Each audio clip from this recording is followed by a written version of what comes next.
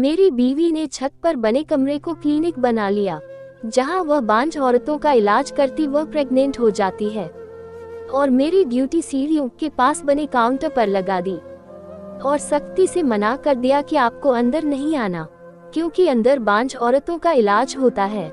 मैं मान जाता क्योंकि मेरी बीवी ढेरों पैसे जो कमा रही थी, मगर मुझे उस वक्त बहुत हैरानी होती जब क्लिनिक में वही औरतें जाती जो बुर्का पहने होती। एक दिन मुझे बीवी पर शक हुआ तो मैं भी बुर्का पहनकर अंदर गया, तो मेरे पैरों तले जमीन निकल गई, क्योंकि हमारी छत पर बनी क्लिनिक की डोर दूर दूर तक जा पहुंची थी। मेरी बीवी दिन भर छत पर बैठी बांझ औरतों का मुआयना करती रहती।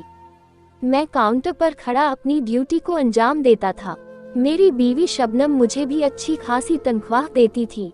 जिंदगी में बड़ा चैन था। हम दोनों मियाँ बीवी दोनों हाथों से पैसा कमा रहे थे।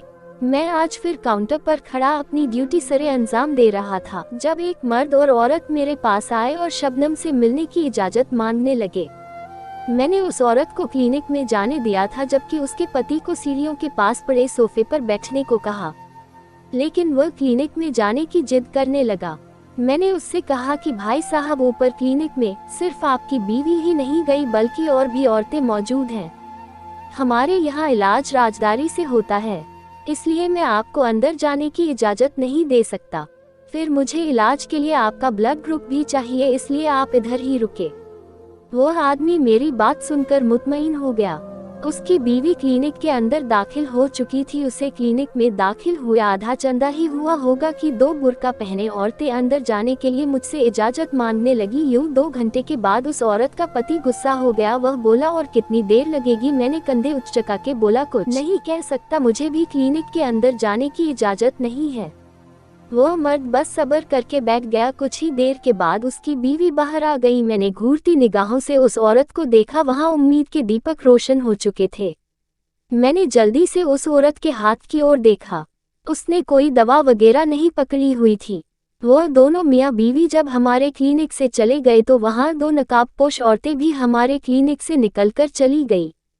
फिर कुछ देर बाद शबनम भी क्लिनिक से निकल आई। उसने चेहरे से मास्क को उतारा और हाथों से दस्ताने उतार कर डस्टबिन में फेंक दिए। फिर हम दोनों ने बैठकर खाना खाया। मैं गौर से शबनम को देख रहा था।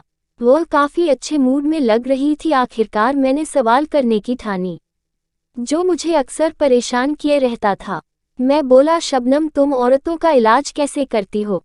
तुम ना तो पढ़ी लिखी हो और ना ही कोई वैद्य हो, फिर तुम इतनी मशहूर कैसे हो गई हो? हर जगह तुम्हारे ही चर्चे हैं। शबनम बोली, जरूरत हर जात की माँ है। मुझे मेरी जरूरत ने ही लाकर इस मोड़ पर खड़ा कर दिया है। मेरी वजह से कितनी औरतों के घर टूटने से बच गए हैं। मैं खामोश हो गया। ना जाने शबनम ने मुझसे राज क्यों छुपाया था। मैं तो पति था, कम से कम मुझसे तो ये राज शेयर कर लेना चाहिए था। पहले पहल तो मुझे शबनम के किसी भी बिजनेस में कोई दिलचस्पी नहीं थी। मुझे लगा कि शबनम ये सब टाइम पास के लिए कर रही है, मगर देखते ही देखते कमाल हो गया। बस 1 साल में ही शबनम की क्लिनिक दूर दूर तक मशहूर हो गई। कुछ औरतें तो ऐसे गांव देहात से आती थी जिसका हमने तो पहले नाम भी नहीं सुना था। दरअसल बांझपन एक ऐसा मर्ज है जो हर तीसरे चौथे घर में पला हुआ है। कभी कभी तो ऐसा भी होता है कि औरतें बांझ होती भी नहीं है, बस उनकी की तरफ से देर होती है, मगर उन औरतों के ससुराल वाले उनका जीना हराम कर देते हैं।